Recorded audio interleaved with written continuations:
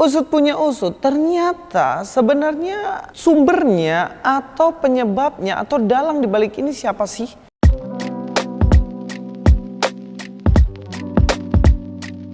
Shalom Bapak Ibu yang terkasih, hari ini saya akan membahas soal pelarangan pendirian ibadah yang terjadi di Cilegon. Jadi kejadian ini benar-benar disayangkan. Kenapa bisa di negara ini, negara yang sebenarnya Pancasila, negara yang sebenarnya tidak berkaitan sepenuhnya ya dengan satu agama tertentu, harusnya nih, kenapa bisa sampai ada pelarangan ibadah? Dan ini terjadi kembali di Cilegon. Usut punya usut, ternyata sebenarnya sumbernya atau penyebabnya atau dalang dibalik ini siapa sih? Karena begini, sebenarnya beredar surat yang melalui MUI, bukan melalui lagi ya. MUI membuat surat yang mana melarang sebenarnya pendirian ibadah ini. Dikatakan dalam surat itu, teriring salam dan doa, semoga Bapak Ibu senantiasa dalam keadaan sehat walafiat. Dalam rangka menyikapi perkembangan isu pendirian gereja di kota Cilegon, maka kami mengundang Bapak dan Ibu untuk dapat hadir dalam rapat yang insya Allah akan dilaksanakan pada 8 September 2022 pukul 8 Sekretariat Majelis Ulama Indonesia. Dari sini aja kita sudah tahu dengan pasti siapa yang mengundang. Kalau kita melihat di sini yang mengundang sebenarnya adalah MUI. Jadi nggak salah kalau kita bilang bahwa sumbernya atau dalang di balik pelarangan pendirian rumah ibadah yang ada di Cilegon adalah MUI. Dan kita sebagai orang Kristen seharusnya bisa menyikapi dengan bijak hal ini, terutama pemerintah. Disayangkan justru pemerintah yang ikut-ikutan, terutama wali kota Cilegon. Sekali lagi saya bilang ya, wali kota Cilegon, beliau justru ikut menandatangani pendirian dan pelarangan pendirian rumah ibadah orang Kristen. Pemerintah yang harusnya mengayomi, kalau menurut saya ya, nggak ada pemerintah itu di mana dia memihak ke satu agama. Harusnya pemerintah itu justru mengayomi agama yang ada semua di dalam kota tersebut. Dan kota Cilegon tentunya bukan hanya satu agama saja, tetapi itu beragam agama. Tetapi kenapa bisa wali kota ikut menandatangani pelarangan tempat ibadah di sana? Memang kalau saya lihat alasannya adalah karena gereja itu tidak ada izin.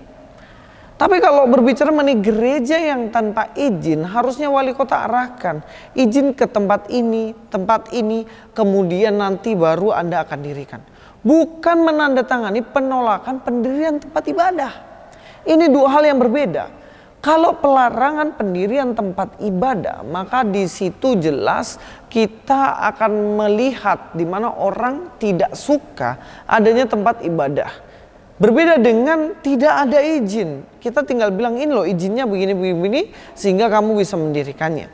Dari sini kita melihat ya bagaimana pemerintah yang harusnya mengayomi ternyata justru terlibat dalam pelarangan tersebut.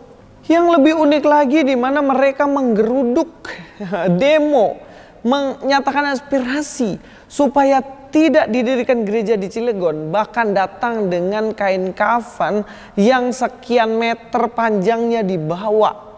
Saya waktu lihat berita ini, oh jangan-jangan mereka ini mau mengancam dengan kain kafan, kalau enggak kalian akan mati. Ternyata enggak teman-teman, masih ada warasnya juga ini. Dimana justru mereka datang dan menandatangani di kain putih itu. Tetapi ya aneh aja kan. Kenapa harus menandatangani kain kafan? Petisi, begitu. Berarti ini memang ada kesepakatan di mana mereka tidak mau adanya tempat ibadah. Pertanyaan saya, kenapa tempat wisata yang mana ada orang luar negeri datang untuk kawin di situ, nikah siri, itu nggak ditandatangani petisi untuk dilarang? Kenapa tempat ibadah, tempat dimana mencari Tuhan justru dilarang, ya kan? Ya tapi ya nggak ngerti lah cara berpikirnya orang-orang ini gimana. Bapak Ibu yang terkasih, selain saya melihat bagaimana MUI mengundang orang-orang untuk ikut rapat bekerja sama menolak pendirian gereja HKBP ini di sana, selain dari itu MUI, tapi ternyata wali kota terlibat juga di dalamnya. Selain itu, kita melihat bagaimana ternyata ada undang-undang atau peraturan daerah yang mana peraturan itu tidak mengizinkan gereja berdiri di situ. Dalam berita ini dikatakan warga Cilegon tolak pendirian gereja, ungkit SK Bupati tahun 1975, bahwa surat keputusan Bupati Kepala Daerah tingkat 2 Serang nomor 189 tertanggal 20 Maret 1975 tentang penutupan gereja tempat jamaah bagi agama Kristen dalam daerah Kabupaten Serang mengatur dan menertibkan tentang ketentuan pendirian rumah ibadah di daerah Cilegon selain masjid, kata salah seorang orator saat membacakan tuntutannya. Banyak orang datang menuntut dengan membawa SK itu. Inti dari SK itu adalah di mana tidak boleh atau mengatur, peraturan ini mengatur pendirian tempat ibadah selain masjid. Nah, ini aturan aneh. Kenapa kalau masjid nggak diatur? Tetapi kenapa kalau gereja dan lain-lain diatur? Tentunya ini ada diskriminasi atau ada menggunakan kekuatan untuk menindas minoritas. Lah harusnya kalau Indonesia ini adil, maka diizinkan dong semua agama. Kenapa yang diatur cuman agama non-muslim? Kenapa yang Islam nggak diatur? Kan ini ada kreditan atau pendiskriminasian terhadap agama Kristen. Tapi kalau memang sebenarnya ormas-ormas ini atau organisasi masyarakat ini berpikir secara jernih, harusnya justru mereka mendukung orang-orang Kristen mendirikan ibadah dan kemudian menandatangani petisi cabut aturan atau SK Bupati itu. Loh, sudah tahu bahwa ibadah hak asasi manusia, sudah tahu bahwa orang yang lahir di dunia ini berhak untuk ibadah, bahkan di Indonesia ini kita berhak memiliki agama dan tidak boleh dikesampingkan. Lalu kenapa ketika ada peraturan yang tidak sesuai dengan nafas Pancasila justru diungkit kembali dan kemudian dijadikan senjata untuk membuat orang Kristen tidak bisa beribadah? Harusnya bekerja sama dong. Ayo kita cabut itu supaya saudara kita bisa beribadah. Kecuali mendirikan diskotik, oke lah.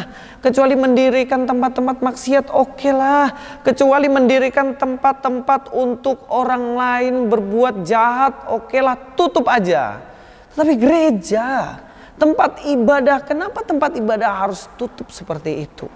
Tapi sekali lagi kasus semacam ini sangat-sangat banyak. Saya kira ketika Pak Abdul Somad sudah bicara, dia nggak radikal lagi.